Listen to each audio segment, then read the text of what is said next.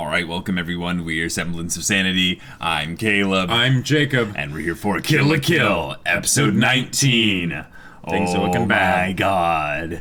The Life Fibers used cover. It's super effective. Yeah. Cover Zaskai. Yeah. And Satsuki's been defeated. Junketsu's been taken. Ryuko is Satsuki's sister. Ryuko's heart's been ripped out. She's fused with Life Fibers. And... Yeah. Ragyou used her thread thing to manipulate everyone in the crowd. It sends the Manghan Shoko family. Right. Nui's fighting the four devas, or fought the four devas. Right. Like Ragyou is like, she's almost nearly won. It's This is really episode bad. 19. This is episode 19. Like we still have like six more episodes after this. Like, oh my gosh, this is gonna be nuts. So guys, Kill la Kill. Without further ado, let's get into it. All right, y'all, we're gonna start the episode in 5, 4, 3, 2, 1, now. Oh.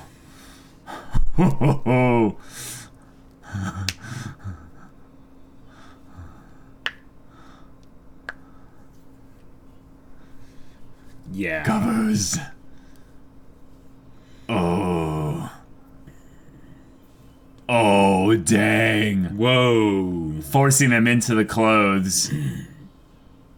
Oh, jeez.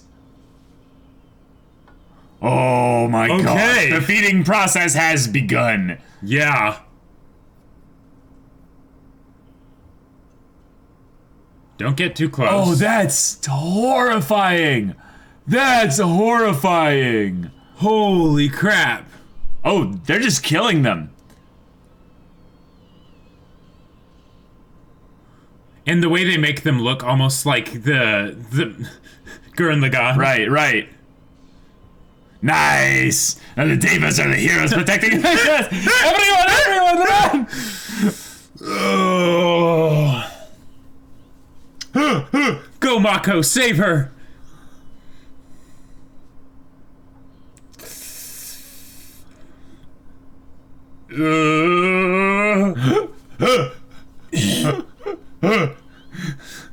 Go! Oh no! No, not Mako! Go, Kurigina, save her! Yes! No, you do Holy not. crap! No, you do not take Mako. No.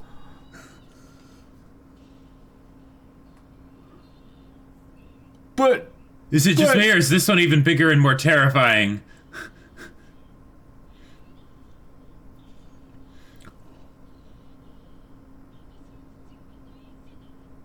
oh, this music.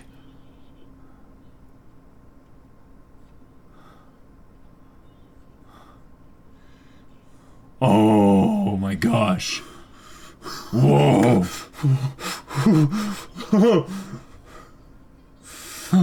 Nui. Oh no.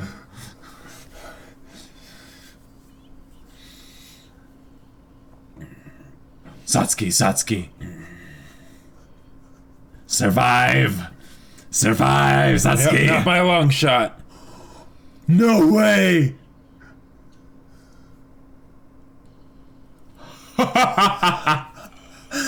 Yes!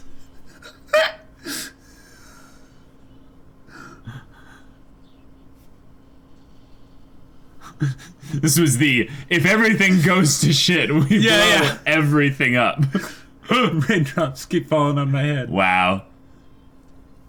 Raindrops keep falling on my head, and I think God's a bit too big for his head.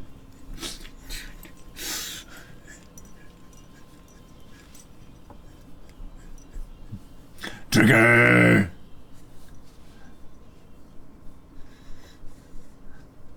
Haha!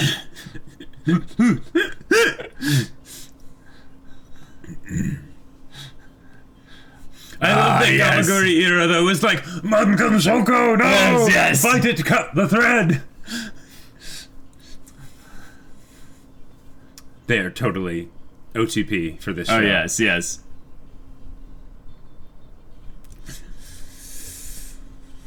Oh, boy. Oh, this is all foreshadowing, basically. Saying they're going to have to fight together through the masses. They're all controlled by Ragyou. Oh, well, then they make it so they're actually fighting each other, so... Yeah.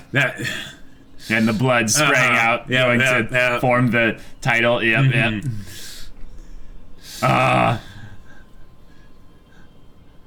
Oh, my. Yeah. I keep forgetting about that part in the opening.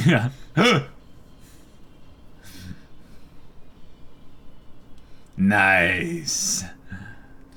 Cut the thread.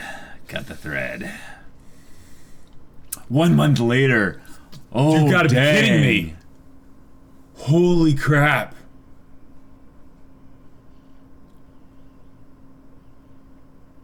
So it's just humanity lost. Yeah. Humanity's gone underground, probably, you know, like...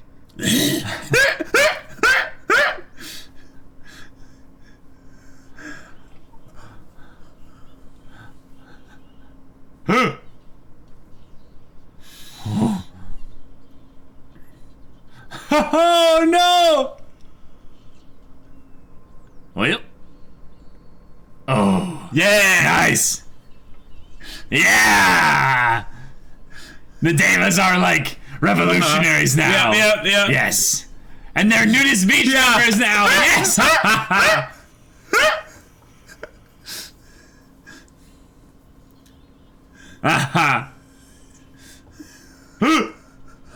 Oh, this is awesome. Amazing.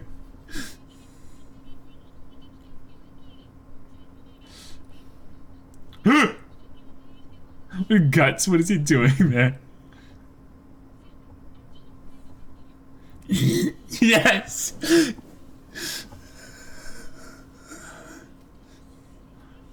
Oh my god. And of course he keeps his clothes because he has to have all the spikes and everything. Yeah. Ah, yes, we must transform.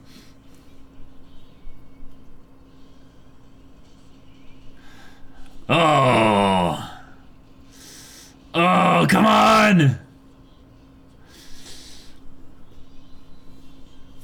Oh. Are these the guys from his old school?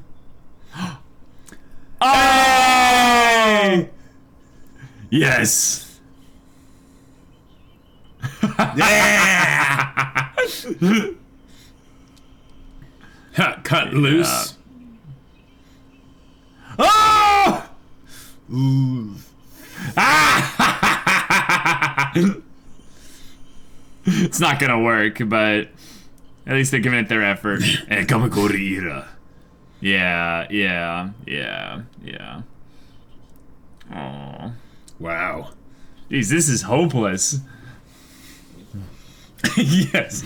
You're hooligans. Oh my god, Kamakura-ira. yes, I know. Indeed. I love how his arms reach almost to the ground like a gorilla. Right. Nice.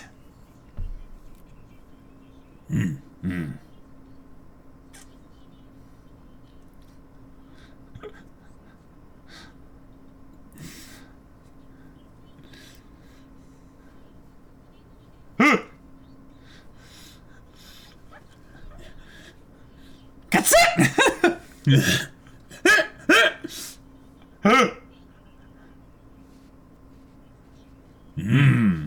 Respect the Mungan Shoko. Exactly. Family. Mr. Disciplinary Bureau Chairman.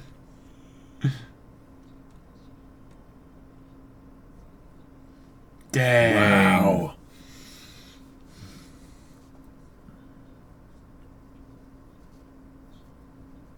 Jeez. Oh, dang. Dang. Whoa. Okay. Awesome. Cool.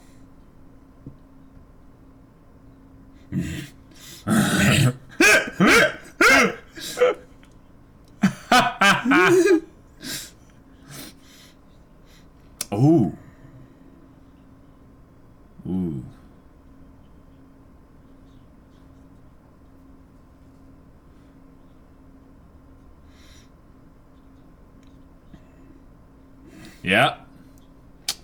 It's an awkward place we find ourselves in now. Indeed.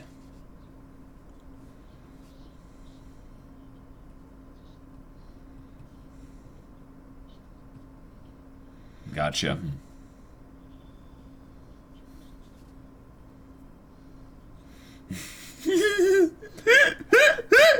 Yeah.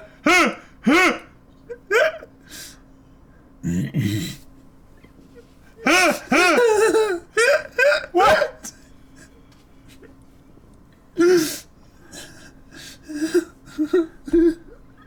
Oh my gosh, this is so much. This is how you do exposition, you know? Jeez. Wow.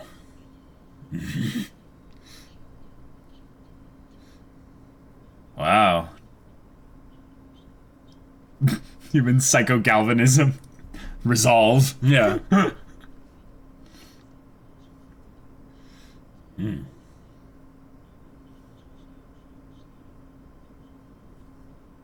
Yep.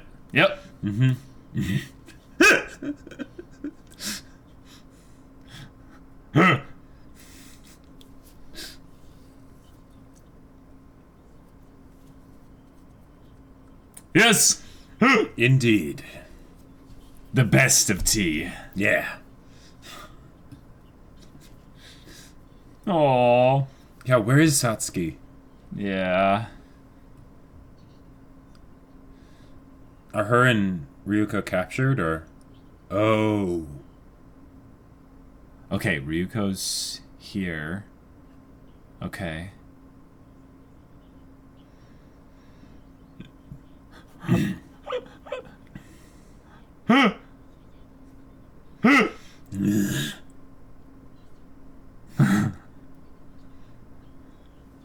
Ryuko's Sunday best. Hey, you were sick about her. Oh. He's like, oh.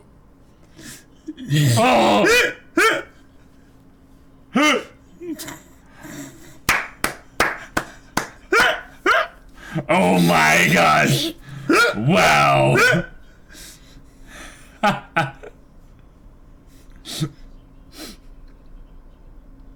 Dang.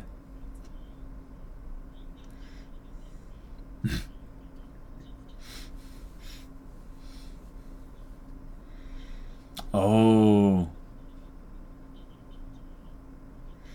Dang, Senketsu. Wow. Oh, that's awesome.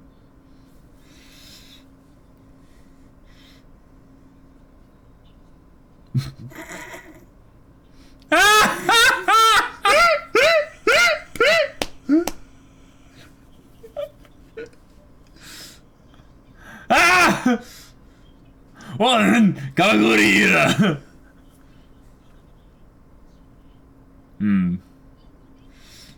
Oh, Mako. He's like, oh.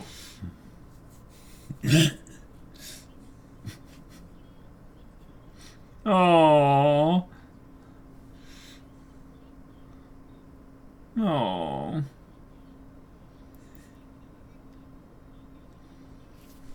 Exactly. We have to believe. Oh, yes. Yes, That's right.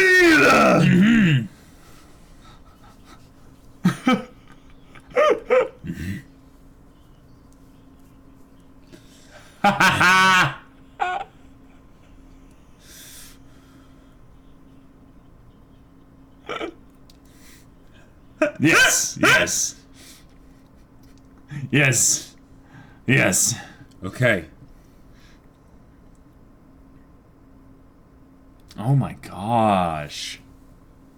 Oh my gosh.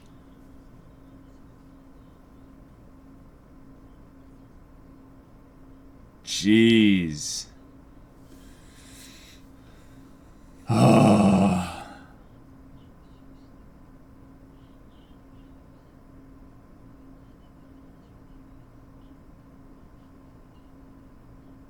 Whoa.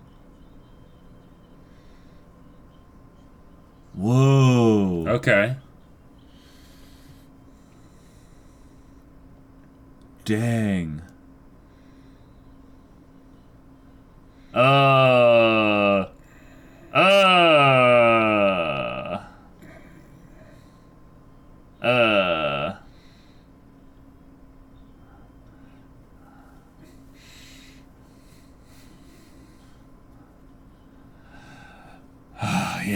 Yeah. Well, Satsuki's She's trembling going with to rage. kill you so many times when she gets out of here.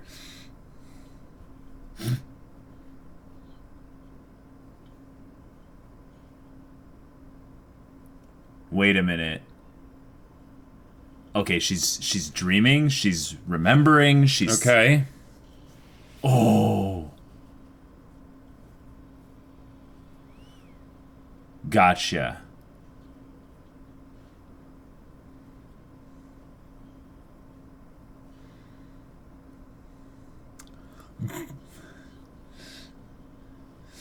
Right. Uh-huh. Cool. Oh! What the heck?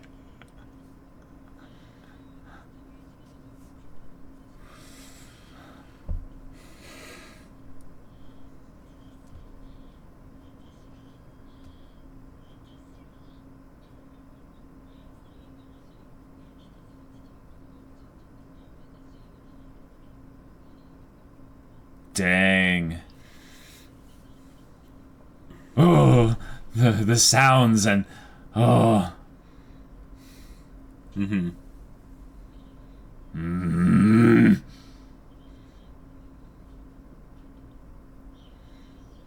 Oh! Well said, Satsuki.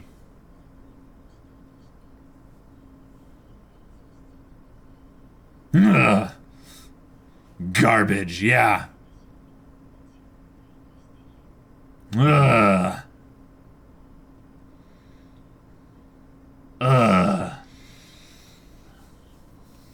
Wait, what? Wait. What? What?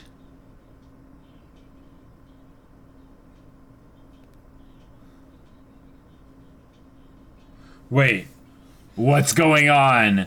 There's something else here. There's something else at work.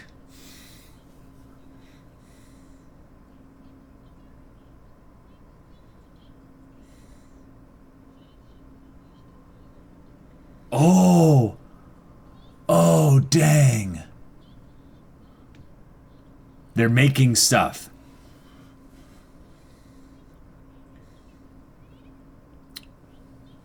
Oh my god.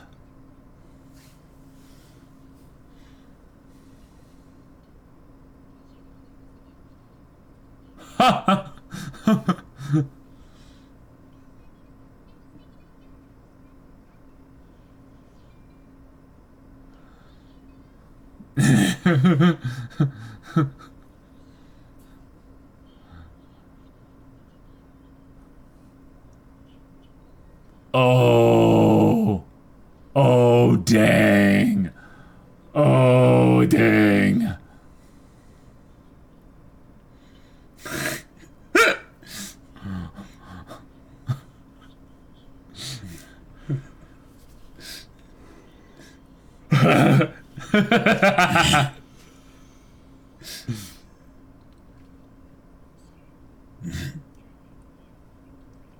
Right.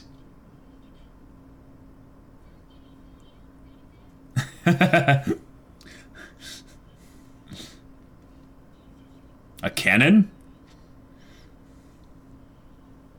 Of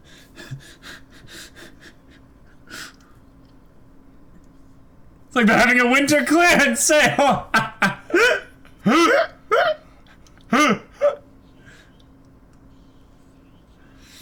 yes. Oh, all right.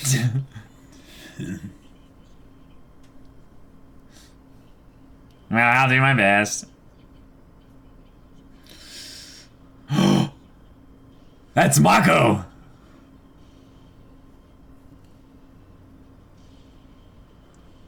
Oh, watch, it's gonna be a vacuum that sucks them out. Oh. Yeah. What? It's a drill, too! It's a drill! It's a drill! Yeah! Oh! All right. We freed Mako! Yes! Oh. Okay.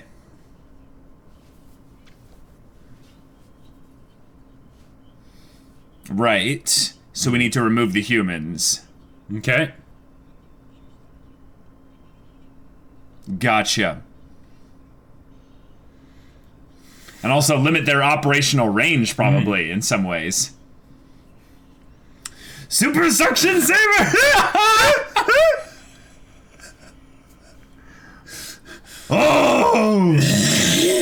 Wow.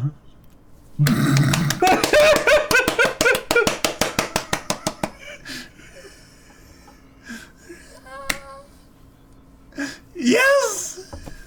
Oh yeah, Yes. oh yeah, of course.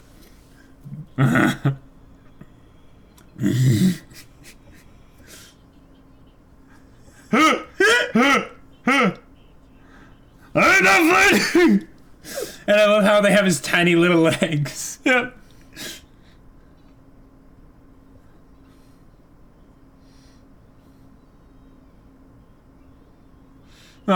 Oh. Oh.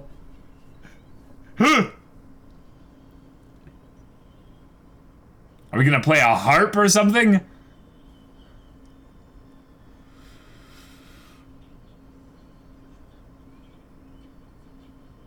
Yeah, the Covers Orchestra Club. Are you calling me out? Oh. Oh. Crap.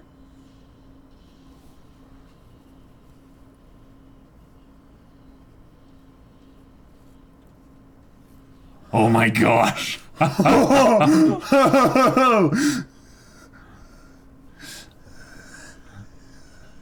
They're trying to lure her out. It's a trap!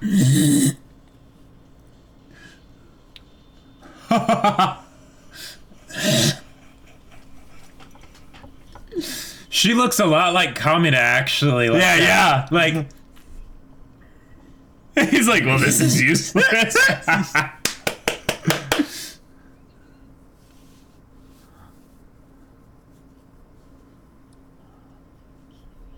Oh. No.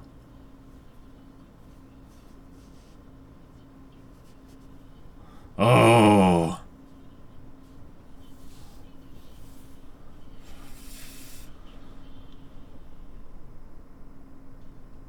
oh. Oh. Okay. All right. Well, that's disheartening. Uh-huh. And I Okay. guess All right. I Wow. guess that's a development for the character of Ryuko rejecting because reality has essentially betrayed her. And she's just gonna break. She's going to not break herself, but she's just gonna break what she doesn't like, essentially. And that's a Ryuko that can't really be bothered to avoid a trap, you know? Uh-huh. So maybe the screeching bit was to rattle the life fiber part connection with her so that she, you know, came out of this emotionally, you know, unstable. But Mako's back. Mako is back. That is true. We can celebrate that victory, and Mako will help Ryuko to not lose her way. Yep. In her mind. Even though now that I think about it, everything happened this episode. Like, so, like, all this, like, this episode covered a lot. It did. Covered. But, yeah. Wow. I covered a lot.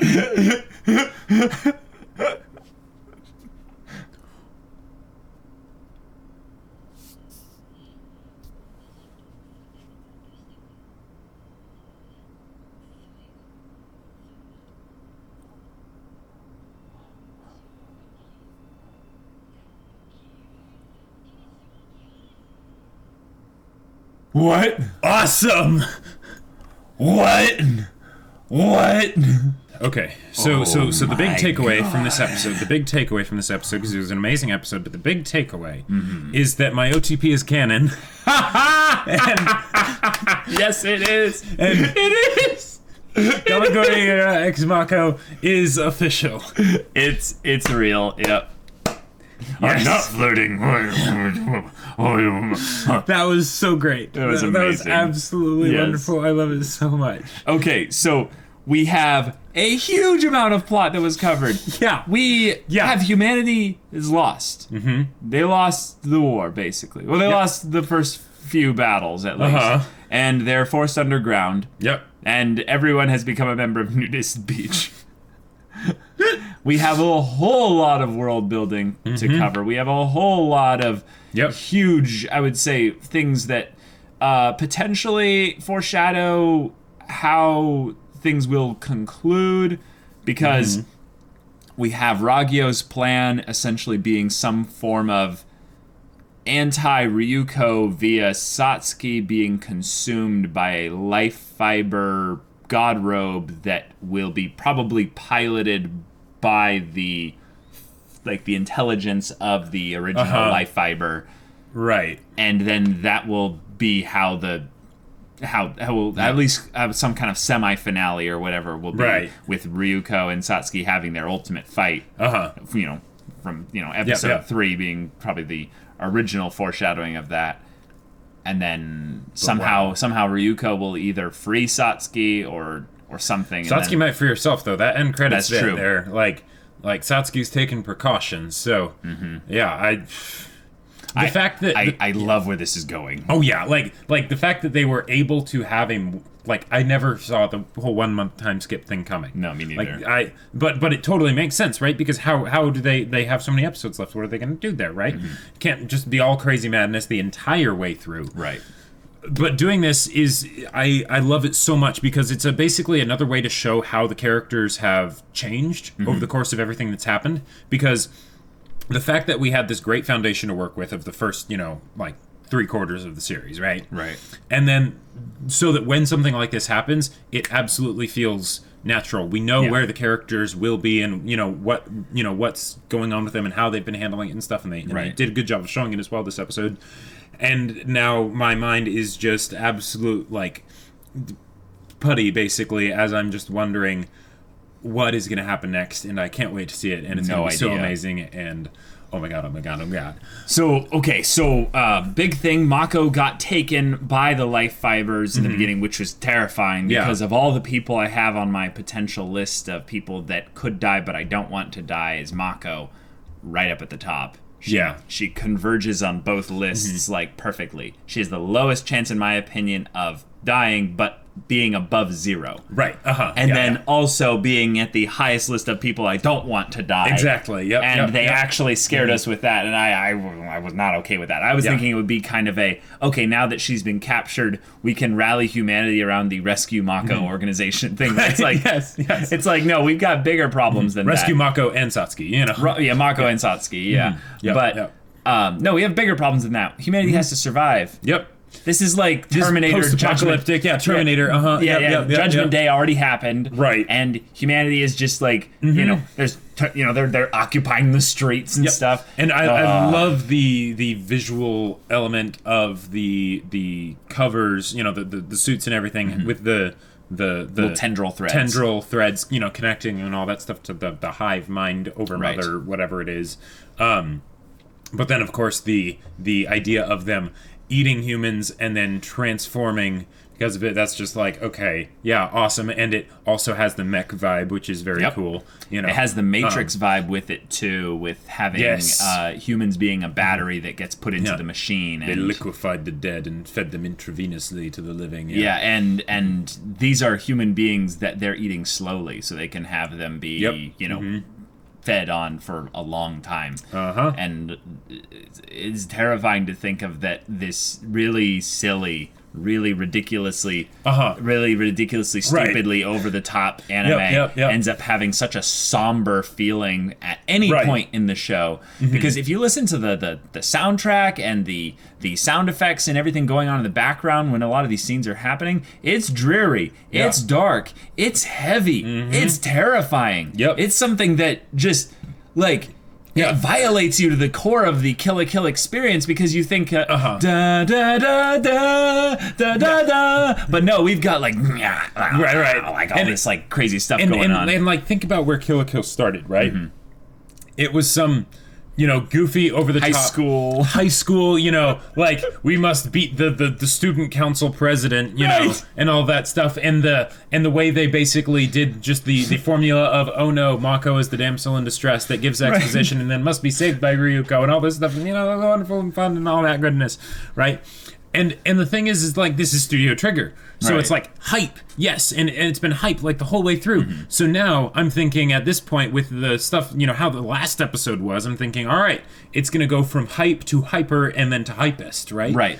Instead they didn't like, you know, go to space or whatever like Gurren Lagann. No, they went down underground where Gurren Lagann started. You know, and it's like, oh, in some ways they did a soft reset specifically with the conflict by saying that no, now we have to build up everything and basically take all the characters that have been introduced thus far and rally them all together against this supreme evil, which I love. I love that aspect of it. That is very Gurren Lagann. Like that is very Gurren Lagann. And the whole idea of the Spiral King and all of them having to join up essentially in this case, and now we have the Devas working with you know undercover Nudist Beach and everything like that, and that's amazing. We get again another costume change for all the Devas, which is hilarious. Seeing them in their Nudist Beach outfits and seeing the appendages coming down of all the guys in between the legs. It's like really you can't help. But no, we have to make it insinuate that it's wow. And the idea, because the thing is, okay, that'll make it even more hype when it ends up going to the hypest, we must destroy the alien overmind, you know, and all that stuff. Because they went down to the depths, right? So that's just like, I am so excited. Like, okay, there's a part of me that really wants to say this, and I was holding this in, and because it's like, how can I really say that with all the amazing shows that I've seen and all that stuff? But there's a part of me that wants to say that this is my new favorite show. Wow. And I feel like the beginning of wisdom is knowing that you know nothing, right? So I feel like I can't actually say that, but I really want to. I really want to. Yeah, there's an aspect of this is where the show itself is something that you're not going to experience truly in any other medium, because not any other medium, but any other anime, because the feeling you get from this combines the aspect of the rule of cool, silly stupidity with the emotional connection of characters that, while simple and in some ways one-dimensional, give you a lot of reasons to cheer and root for them and to allow your emotions to hit those crazy highs and those low lows. So when, you know, Gamagure Ira saves Makan Shoko Mako, we are like there. We are there in the moment, and we know that, you know, we know that Mako's going to be okay, like somewhere deep down. But there's this part of us that it has been betrayed almost, I would say. That Kill la Kill, the thematic tone shift being so dramatic and so integral to the plot and stuff, we're in a state of worry, like, wait, no, this is new ground, this is new territory. We're even slightly worried for little Mataro Mokonshoko.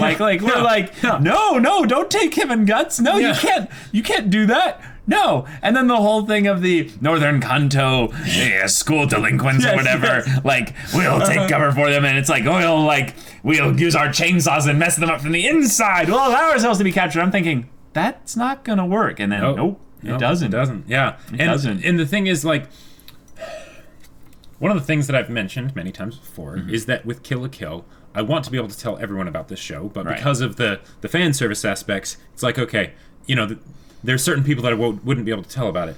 But, and of course, you know, then the people that would be inclined to watch Kill la Kill have probably already seen Kill la Kill. But if I was getting someone into Kill la Kill, one of the things I would also be very worried about is that basically all the incredible, unbelievable hype that's been built up by this show, I would basically be bringing that into play into the way I spoke and everything when I talked about the show and tried to get someone to watch it, which would then cause me to hype it up too much, oversell it, right? As opposed to, because I think the experience that we got going into the show really was absolutely like fantastic, because of the fact that we knew about it for so long and the fact that we were so predisposed to think like, no, like, you know, we probably wouldn't really like it that much. Yeah, we kind of mocked it. Yeah, exactly. You know, fan service and all that stuff. No. So we were able to go into it and eventually be like, okay, we know that there's going to be fan service and sort of expect that, and then take the show for what it was. Right. Because the thing is that the reason why I believe this show is going to end up being so rewatchable, even though if you think about it, they're getting to the main stuff at the end, you know, is that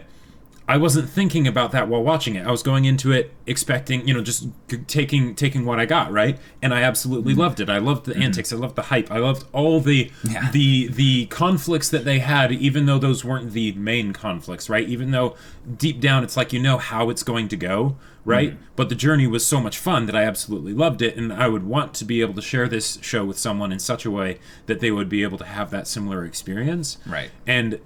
But that'll be really hard to do with all the amazingness that we are seeing here, because, wow. Yeah, wow. I think that I would have to take the minimalist approach. Yeah, I would say something like, I really think that if you allow yourself to take the show for what it is, you'll have a really good time. So I would highly recommend you watch it. And allow yourself to get immersed in it when you feel that there might be something that takes you out of takes you out of the immersion and stuff, because there is a lot of enjoyment to be had within the show. And this is something I think that's a really good thing to bring up, particularly because most recently we had a podcast on Twitch about fan service. That Kill la Kill is a great reminder of, you know, why anime is made. It's for entertainment. And I mean, if you're, you know, unable to be entertained because of a certain medium by which the story presents itself, that's okay. That's fine. That's your thing. To each your own. Yeah, exactly. But I would say that you're really missing out with Kill la Kill if that's the case here. You're really missing out. And we should really put this in a video that's not reacting to, you know, later stuff of Kill la Kill, because, you know, odds are everyone who is watching this part of the discussion has seen Kill la Kill. Exactly. Or is in the process of watching Kill la Kill. But carry that message onward as you as you encourage more people to watch Kill la Kill. Pierce the heavens, you know. Yes. Super suction saving. Super suction saver. Yeah. Super suction saver. Yeah. All those people that are covered from the immense potential that is the entertainment value of Kill la Kill. So, okay, now we have all the devas together. We have the what's his name? The homeroom teacher guy, Aikuro. Yeah, Aikuro. He's now working with them to you know, fight off a whole bunch of out of a whole bunch of them and stuff. By the way, having the pose and everything, and that's awesome. And then they use the super suction saver. But then Ryuko gets awakened because of some kind of musical thing or whatever. It's like, okay, what was that? What was the intention behind that? And then Ryuko essentially uses just her raw strength by being a life fiber human hybrid. And is enough to destroy that many of the covers. What is her maximum potential? Is it actually enough to where she doesn't need Satsuki in order to defeat Ragyou? I think it could be. Potentially. I really think that Ragyou's plan is something about keeping Ryuko focused on something else. Always distracted. Always essentially being manipulated to drive her anger and her rage towards something else other than actually Ragyou, and to an extent the Life Fibers original Life Fiber. And I like that if they go at this angle, we can get more development for Ryuko, and that can be a huge focus of the future upcoming episodes. Because it would be different it would be differing from our expectations of the continual hype upgrade by having it be actually really character focused later on. You know, just having a huge amount of character focus given to Ryuko from a development and characterization standpoint. And yet I think I would respect the show if they somehow like I would respect the show immensely if they found a way to actually pull that off. Right, because they are very much having to be character focused so far, not just for Ryuko, but also for Senketsu. Because like even though Senketsu didn't get a lot of like time this episode, I felt that was really sweet. Look, seeing him, dragging Ryuko out of the debris and everything, and all of that stuff, and caring about her, and being so worried and stuff, and crying into Mako's mom's arms and everything. That was so sweet and funny. Like if I was 20 years younger, I would put you on without a second thought. Yeah, and he's like, oh, that was hold me, mom. And they mix that emotional and comical at the same time in such a great way. Yeah. So that basically we allow ourselves to be emotionally vulnerable because of the comedy, so that the emotional, like the stuff that stabs you right in the heart, that can actually land home. We're not being covered. But speaking of the not being covered bit, did you see the little subtle world building thing that Ragyou said about how if you're sorry, you were gonna say something, but go ahead. And then of course at the end of the episode there's the whole thing of Ryuko being like, I never want to put you on again, and all that stuff, and it's like, oh man, like because the thing is, in another series, if I were to see this at the end of an episode, especially at the end of an episode, then I would be like, oh crap, they're setting up melodrama, right? Okay, fine, I guess I have to sit through this, right? Yeah. And eventually we'll get back to the actual story and the actual characters that are actually acting like themselves. But the thing is, with everything that's happened, because of all the craziness that happened before, I absolutely believe that Ryuko would be so, disturbed and emotionally distraught over this, because her entire life has been a lie in a lot of ways, right? And then Senketsu, after everything that happened, right, when he should be cheering, when Don't Lose Your Way should be blasting, she looks down at him and says, I don't ever want to see you again. I don't ever want to put you on again. Get away from me. Yep. That's rough. Yep. That's rough. But you were saying about Ragyou. Oh, I was saying that there's a connection with the whole young people who haven't worn clothes for their first 20 years have a natural resistance to life fibers, which I wonder... Is that just a subtle joke about why we need to use teenagers to pilot the mechs, or is that is that an actual I think both world building thing, because Ryuko is one that has been merged with life fibers for her whole life? Oh, gotcha. I thought you were going somewhere else. I thought you were saying that it was basically social commentary on how when people it is are that young, too. That they'll be doing their own thing, they'll be doing their own way, but then as they get older, then they get basically absorbed into the society, and they become useful tools and batteries for the great machine. Absolutely, and that is 100%, I'd say, a huge bit of social commentary. I would say that is kind of the first potential layer. There's probably other angles on the social commentary, but I don't really want to try and analyze those because it doesn't really pertain to the plot. Okay. But I think the potential thing with having people wearing clothes, essentially, the wearing clothes thing, that could be a psychological thing. But what if there's something there with Ryuko being a hybrid? What does that mean? How does that factor into that? Right. I don't know. I want to say that there's something interesting about that, because Ragyou is not talking about life fibers. She's just talking about clothing, clothing in general. Not like clothing with 1% life fibers or anything like that. She's not saying wearing our clothes from the Revox Corporation gives people, it wears away their resistance to life fibers. No, but just clothing in general. Clothing in general. Yep. So wait a minute. How does life fibers come into play here? I think the idea is that because in this world clothing originated as a result of life fibers, then basically by wearing clothing, it's sort of a psychological thing where where people see clothing as being a part of themselves, For sure. So that way, when life fibers try to take control over them, it's seen as a much more natural thing, because it's just something that they're always used to. Right, of course I would wear clothes, Wait, so does that mean that, wait a minute. Because otherwise, and it does kind of tie into the whole Nudist Beach thing, because other than as an ideological statement or something like that, why would they actually not wear clothes? Wouldn't it be more important just to not wear clothes to have life fibers,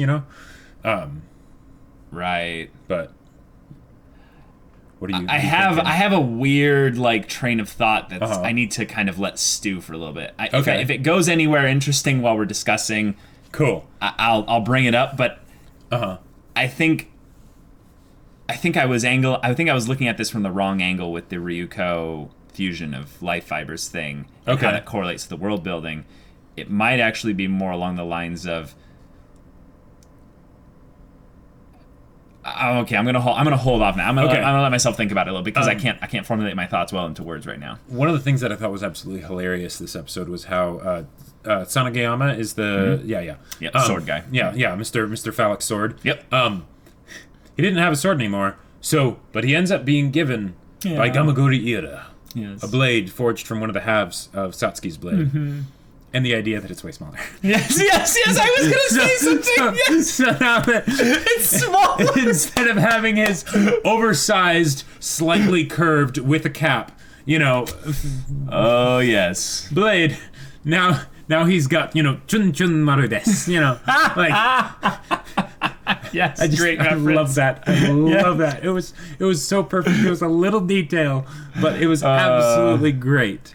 I loved that bit because I wanted to say something, but I was like I'm not going to. It's fine. Everyone's probably thinking it already, or has already thought it because they've seen this show before. Also, Gamaguri Ira. When I was like, man, his arms are really long, almost reach to the ground, kind of like a gorilla. Gamaguri Ira. Gorilla. Like, is that supposed to be a, like... I think you're right. I think it is. Gamagorira. Yeah, exactly. Yeah. Garororira. Yeah. Yep, I think you're onto something there. I think that's intentional. But for sure. but my OTP got canonized this episode, and yes. I mean, I absolutely ship Satsuki with being a badass, right? That's probably my secondary ship. But having Gamaguri Ira save Mako and be all like, wait, Mako, yes, your sister, I will save her, and all this stuff. Yes. And then he's met the parents now. Yeah, he's met the parents and everything, and oh my gosh. That would because the thing is, Ryuko and Satsuki, they don't need no romantic partners. Like Ryuko maybe needs Senketsu. Well, I think that's been the whole metaphor this whole time. Exactly. Yeah. But if they were to pull the Gurren Lagann of ending with a wedding, you want and 10 years later, yes, absolutely, absolutely, yes, that would be so amazing. Like, and Satsuki does the actual ceremony, and And it's funny. It's funny. The whole joke about Gamagori Ira is that he can just be as big as he needs to be for whatever. So he shrinks down. So he intentionally shrinks down for Mako. Yep, that's right. And here's the other thing: couldn't you? Otherwise, he'd kill her. Anyway, but couldn't you just see Mako's little brother? I forget his name. How can I forget his name? Mataro. Yeah, Mataro being the ring bearer. Not Guts? And Guts too, okay. Guts would be the ring bearer. Okay, all right. Yeah, but and then the Devas are all like, on Ira's side and everything, and that would be so amazing. No, come on. Like, Satsuki wouldn't give the performance. It would be the homeroom yes. So the homeroom teacher would do it, but Satsuki would give away Gamaguri Ira. Yes, that's right. She would walk Gamaguri Ira up the aisle. Wait, no, I know. They don't. Traditionally, he would be at the right. front, Wait, no, that's the geniusness of it, is that Mako would be waiting for Gamaguri Ira because he's the best waifu. Exactly. And he'd be given away by Satsuki, and he'd be like, "Thank you, Satsuki-sama." I serve love her as this. well as you served me. I will. Absolutely. Give my heart. And especially because okay, and I know this is we're going into dumb headcanon territory. But can you imagine what Gamaguri Ira would write as wedding vows?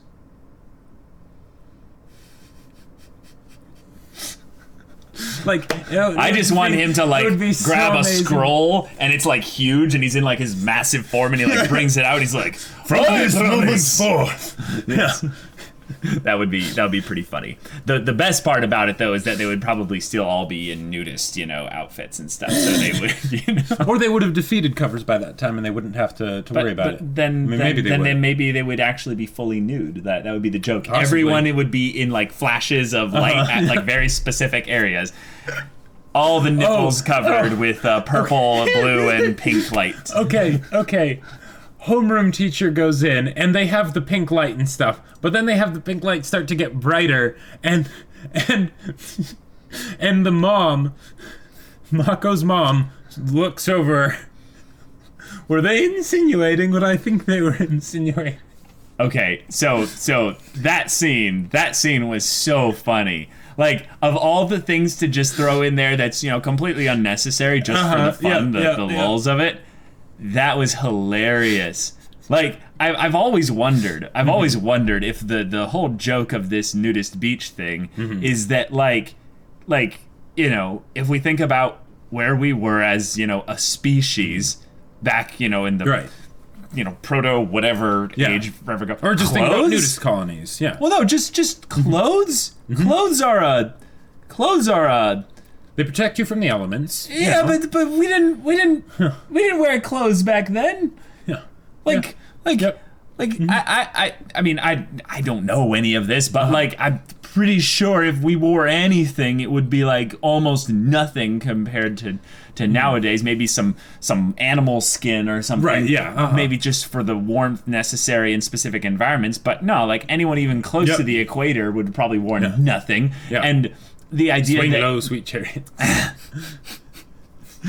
just that there's so many things about our bodies and stuff that have changed because of the fact that we wear clothes. All natural, baby. God. Yeah.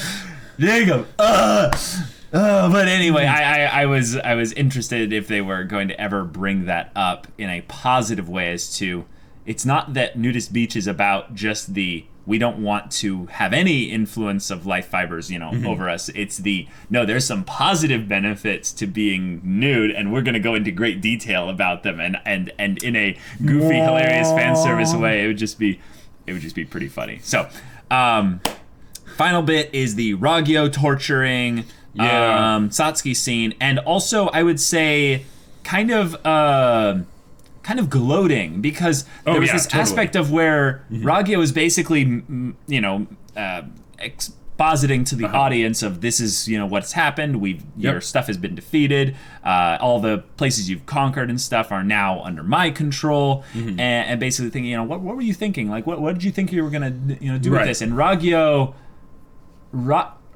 is surprisingly, I would say, petty about all of this.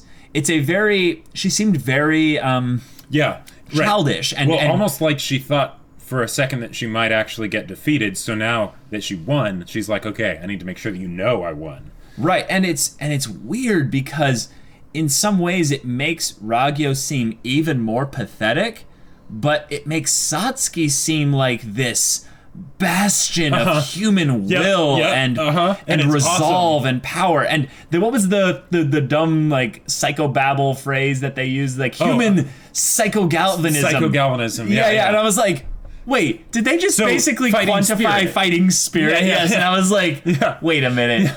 And I love as a term too, to just make up. I mean, maybe it's a real thing, but it's totally not. Right.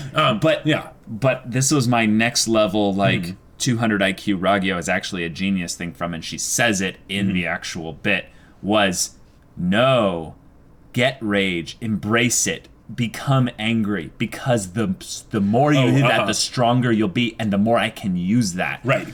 What she's basically saying is, I want to stir up your fighting spirit because the ultimate god robe I'm feeding you to will use that to make it even stronger. So initially I'm thinking, this is really bad. This is Ragyou.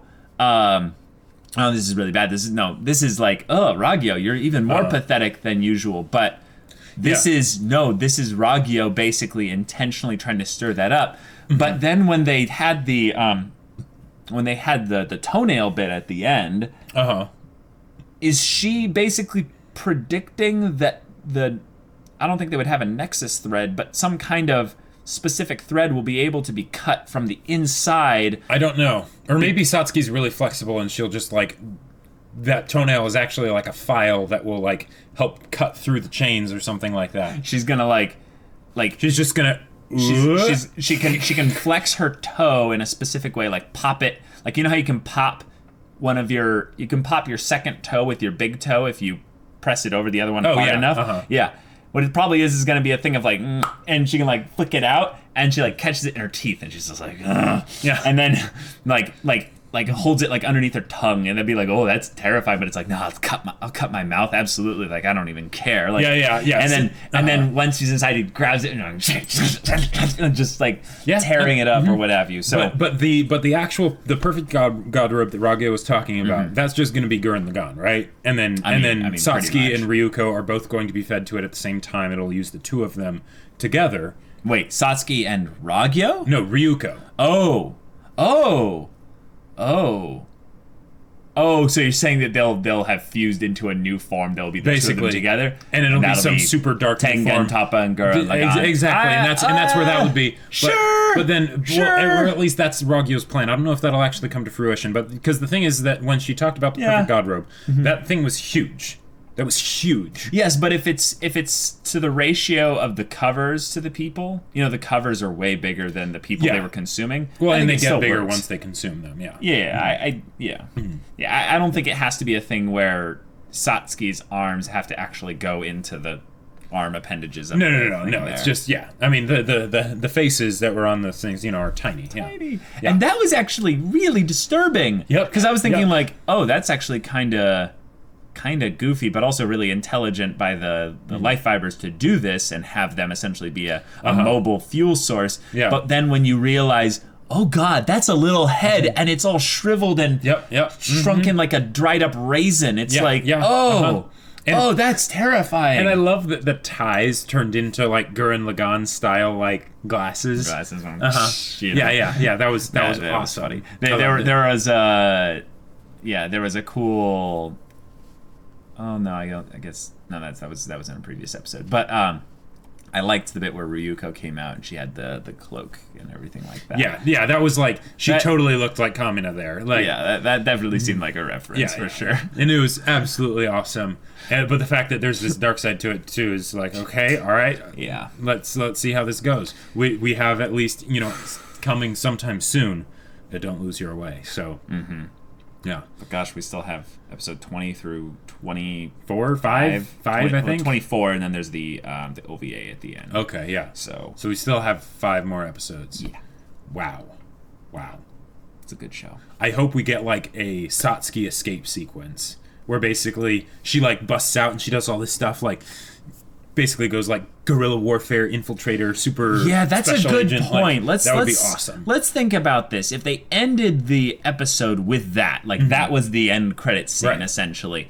That's probably where the beginning of the next episode's going to be at least important when it comes to anything regarding Ragyou or Satsuki. Yeah, Satsuki will find a way to either break out or protect herself when they do the next thing or whatever. Right. But here's the thing that's interesting, though. If she breaks out, then what's the conflict going to be? Because then the ultimate god robe isn't going to be used on Satsuki. Right. So maybe it's something. I don't know. So I'm actually thinking there's a couple ways they can diverge from the path here, and I don't know, kind of, I would say give us still some more twists before we actually get to the end. Sure. Like, because of how much plot they covered in this one episode. Well, okay, here's a question. Would Ragyou potentially be able to use the ultimate god robe? I think potentially, but I think she doesn't want to. Right, she doesn't want to, which I find a little bit strange. Yes. Now, granted, it's going to be something it's a tool, or it's something where we need to feed the person that's going to be going into it to the person. So it's made specifically for Satsuki in this case. But yeah. This is crazy. I love Kill la Kill. Yeah, I love Kill la Kill too. The discussion thing about the resistance to Life Fibers bit. I think I actually have to go back and watch some old episodes of Kill la Kill before I can bring up my weird theory. So I'm gonna I'm gonna hold on this one, guys. Okay. Watch the discussion of next episode, because I'll try to bring it. I'll try to bring it up there.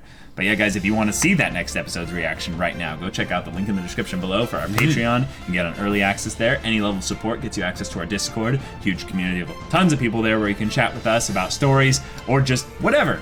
And if any of that interests you, we'll see you there. But until then, we're Semblance of Sanity. I'm Caleb. I'm Jacob. And we'll see you all next time.